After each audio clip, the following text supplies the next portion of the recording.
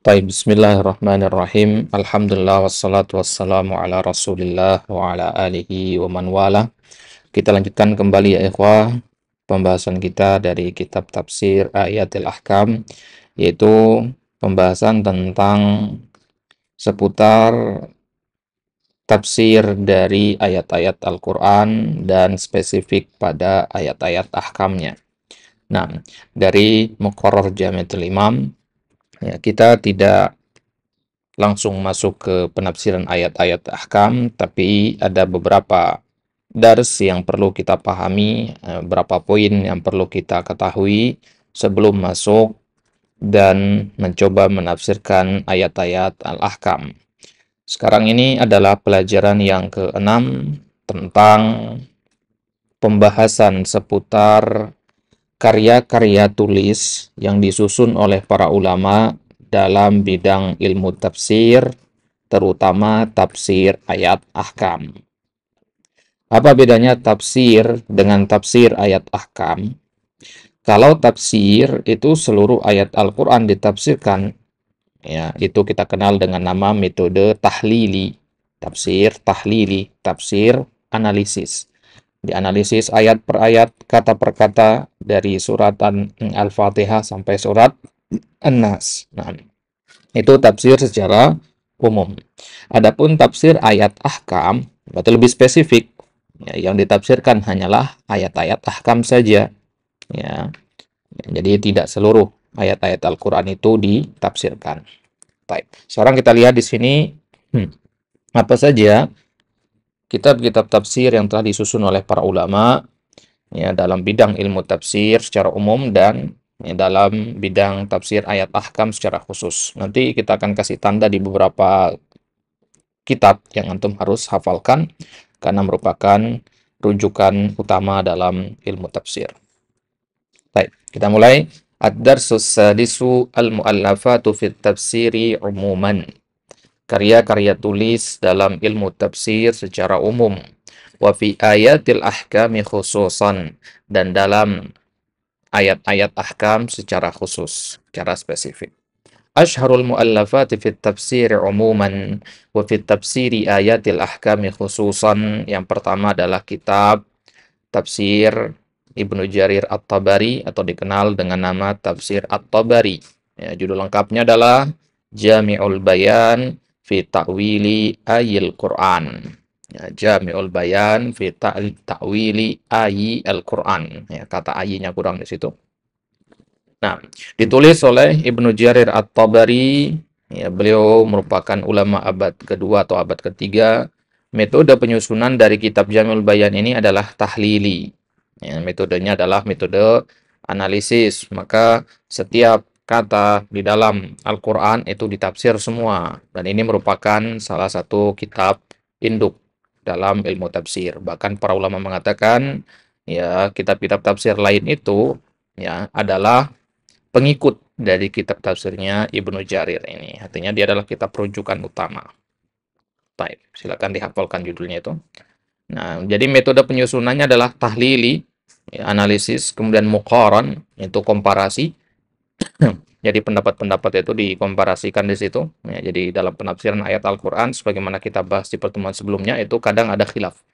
Ya, khilaf-khilaf itu disebutkan semua sama Ibnu Jarir, dikomparasikan dan kadang beliau merojihkan. Ya, mana di antara pendapat-pendapat tersebut yang ya lebih kuat. Kemudian yang kedua, tafsir Al-Qur'anil Azim, ya, karangannya Ar-Razi atau dikenal dengan nama tafsir Ar-Razi, ya. Metodenya adalah asar faqat. Ya, tafsir Al-Qur'anil Azim ini pakai metode tafsir Al-Qur'an bil Qur'an atau Al-Qur'an bis sunnah atau Al-Qur'an bil qaulis sahabi. Nah, jadi menampilkan hanya dengan asar saja, berarti tidak ada ra'i di sini. Ya, tidak ada ra'i di sini. Atau dengan kata lain ini namanya tafsir Al-Qur'an bil ma'tsur. Baik. Kemudian yang ketiga, Ahkamul Quran li Abu Bakar Al-Jassas. Ya. Ini kitab tafsir ayat ahkam. Ini yang spesifik ya. Ya, ini yang spesifik dihafalkan. Bedanya dengan yang pertama tadi, kalau yang pertama tadi itu umum, ya, tafsir secara umum. Kalau Ahkamul Quran ini ya, ini fokus pada ayat-ayat ahkam saja. Karangannya Al-Jassas, ya, karena dia membahas hukum-hukum, kan hukum-hukum itu fikih jatuhnya. Nah, dan fikih apa yang dipakai oleh Abu Bakar Al-Jassas di sini? Fikih Hanafi. Dia merupakan ulama bermazhab Hanafi. Nah, jadi kalau antum dengar nanti, kalau ada yang nanya kepada antum, ya apa itu, atau kemana kita merujuk kalau kita ingin menafsirkan ayat-ayat ahkam, maka ini dia jawabannya. Ke kitab Ahkamul Quran Al-Jassas. Kitab Ahkamul Quran ini banyak. Ada Ahkamul Qurannya Ibn al-Arabi, nanti ada Ahkamul Qurannya Al-Harrasi, banyak. Tapi kalau dikatakan Ahkamul Quran saja, itu biasanya Al-Jassas. Ya. Kalau yang lain bahkan disebutkan Ahkamul Quran Ibn al-Arabi gitu. Ya, tapi kalau Ahkamul Quran saja, itu maksudnya Al-Jassas. Bagi nanti di halaman-halaman selanjutnya, kalau kita katakan ini antum bisa merujuk ke kitab Ahkamul Quran, nah, maksudnya Ahkamul Qurannya Al-Jassas. Baik. Kemudian yang keempat ada kitab An-Nukat wal Uyun karangannya Imam Al-Mawardi. Ya, ini fikihnya manhajnya manhaj muqaran, perbandingan, komparasi. Ya, jadi beliau mengkomparasikan pendapat-pendapat yang ada di situ, termasuk kitab yang apa namanya kompleks, ya luas pembahasannya An-Nukat wal Uyun. Kemudian yang kelima Ahkamul Quran, ya karyanya Al-Harrasi, ya fikihnya fikih Syafi'i. Ya, kemudian Ma'alimut Tanzil fi Tafsiril Quran, ya, atau Tafsir Al-Baghawi, ya ulama abad kelima, metodenya adalah metode tahlili. Nah, kalau antum misalkan merasa As-Sa'di Tafsir Ibnu Katsir itu terlalu ya, ringkas, ya maka kemudian antum merasa tafsirnya Ibnu Jarir terlalu panjang atau Fathul Qadir terlalu lebar misalkan, maka di tengah-tengahnya ada tafsir ini, Al-Baghawi. Nah, dia lengkap, tafsir yang lengkap, lumayan lengkap lah, ya, tapi tidak terlalu meluas sehingga tidak terlalu sulit untuk dipelajari dibandingkan dengan Fathul Qadir atau tafsirnya Ibnu Jarir At-Tabari. Baik. Ini juga dihafalkan, ya Ma'alimut Tanzil fi Tafsiri Al-Quran. Baik. Kemudian yang ketujuh ada kitab Al-Kasyaf an Haqa'iqi Ghamidit Tanzil karangannya Az-Zamakhsyari. Nah, ya, metodenya menggunakan metode tahlili, tapi beliau ulama yang fokus pada lugah. Jadi beliau muhtam bil balaghahnya. Ya, maka tafsir Al-Kasyaf ini tafsir sangat mendalam sekali dari sisi lughahnya. Ya, huruf per huruf bahkan itu dikaji sama beliau di sini di dalam kitab Al-Kasyaf ini. Nah, membaca kitab Al-Kasyaf ini harus di bawah bimbingan seorang guru ya, karena ada beberapa pembahasan akidah yang dikomentari oleh para ulama. Baik. Kemudian yang kedelapan Al-Muharrar Al-Wajiz fi Tafsir Al-Kitab Al-Aziz karangannya Ibnu Athiyyah Al-Andalusi, metodenya metode tahlili. Kemudian ada Ahkamul Qur'annya Ibnu Al-Arabi, beliau Malikiyah, Ibnu Al-Arabi. Kalau pakai alif lam itu lam Ahlussunnah ya. Nah, yang ahli sufi ya, yang mengatakan wahdatul wujud itu Ibnu Arabi. Ya, kalau itu dia sufi sesat. Kemudian yang ke-10 Mafatihul Ghaib atau At-Tafsirul Kabir, ya karangannya Ar-Razi. Kalau dikatakan Mafatihul Ghaib maksudnya Mafatihul Ghaibnya Ar-Razi. Nah, ini juga kitab yang luas pembahasannya, ya kurang lebih sama dengan Al-Kasyaf, ya cuman Mafatihul Ghaib ini tidak hanya fokus pada lughah, tapi juga dari sisi mantiq dan sebagainya. Nah, kemudian yang ke-11 Al-Jami' li Ahkamil Quran karangannya Al-Imam Al-Qurtubi, ya, Al-Jami' li Ahkami Al-Quran, ya, atau dikenal dengan nama Tafsir Al-Qurtubi. Kemudian yang ke-12 Anwarut Tanzil wa Asrarut Ta'wil atau Tafsir Al-Baydawi, At-Tashil li Ulumit Tanzil Ibnu Juzi Al-Kalbi, Ibnu Juzi ya. Ya, tahlili muhtasar, ya bedanya dengan Al-Baydawi. At-Tashil li Ulumit Tanzil ini sesuai dengan namanya, dia tashil berarti dia muhtasar bentuknya. Kemudian ada Al-Bahrul Muhitnya Abu Hayyan ya. Abu Hayyan Al-Andalusi. Beliau menggunakan metode lughah, ya kurang lebih mirip dengan Al-Kasyaf tadi, ya, Al-Bahrul Muhit fit Tafsir. Nah, karena Abu Hayyan sendiri adalah ulama di bidang lughah, ya, dari Madrasah Andalusiyah. Nah, kemudian Tafsir Al-Qur'anul Azim, ya karangannya Ibnu Katsir, yang masyhur ya. Kemudian Tafsir Al-Jalalain, ya itu disusun oleh dua orang, Jalaluddin Al-Mahalli dan Jalaluddin As-Suyuti. Ya, kenapa dinamakan Al-Jalalain, dua Jalal? Ya, karena penulisnya dua orang. Ya, Jalaluddin Al-Mahalli dan Jalaluddin As-Suyuti. ulama yang dua orang ulama yang berbeda, ya, mereka kolaborasi. Ya, jadi Jalaluddin Al-Suyuti melengkapi karyanya Jalaluddin Al-Mahalli yang sudah ada. Nah, metodenya adalah tahlili mukhtasar, makanya kitab ini ya cocok dikaji di masjid-masjid. Di Indonesia banyak sekali pondok-pondok pesantren, masjid-masjid yang membaca penafsiran Al-Quran dari tafsir Al-Jalalain ini. Baik. Kemudian yang ke-17, Ad-Durrul Mansur fit Tafsiri bil Ma'tsur, karangannya Imam As-Suyuti. Ya, ini menggunakan asar faqat, ya, artinya tafsir Al-Quran bil asar saja. Berarti tidak menggunakan ra'i di situ.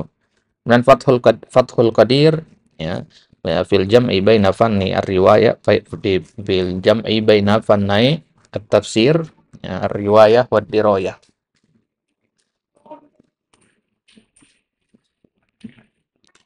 Nah, Fathul Qadir ini ya, ditulis oleh Muhammad bin Ali Asy-Syaukani atau Imam Asy-Syaukani. Nah, kitab ini merupakan, kalau antum di Jami'atul Imam, ya, di pusat ataupun di cabang-cabangnya, bahkan banyak juga universitas-universitas di Mamlakah, ya, di program S1-nya biasanya menggunakan kitab ini sebagai rujukan utama, Fathul Qadir. Nah, metodenya adalah metode tahlili. Ya, dia lebih condong kepada tafsir bil ma'tsur, ya, dalam 4 jilid. Antum bisa buka-buka kitab ini kalau ingin melihat penafsiran ayat Al-Quran secara lengkap. Nah, kemudian yang ke-19, Ruhul Ma'aninya Al-Alusi, ya, lebih lengkapnya judulnya Ruhul Ma'ani fi Tafsir Al-Qur'anil Azim wa Sab'il Masani, ya, karangannya Al-Alusi. Nah, ini juga tafsir yang luas sekali, ya, metodenya tahlili muqaran. Dan yang ke-20, Nailul Muram fi Tafsiri Ayatil Ahkam, karangan Siddiq Hasan Khan. Ya, ini ulama kontemporer juga, ya.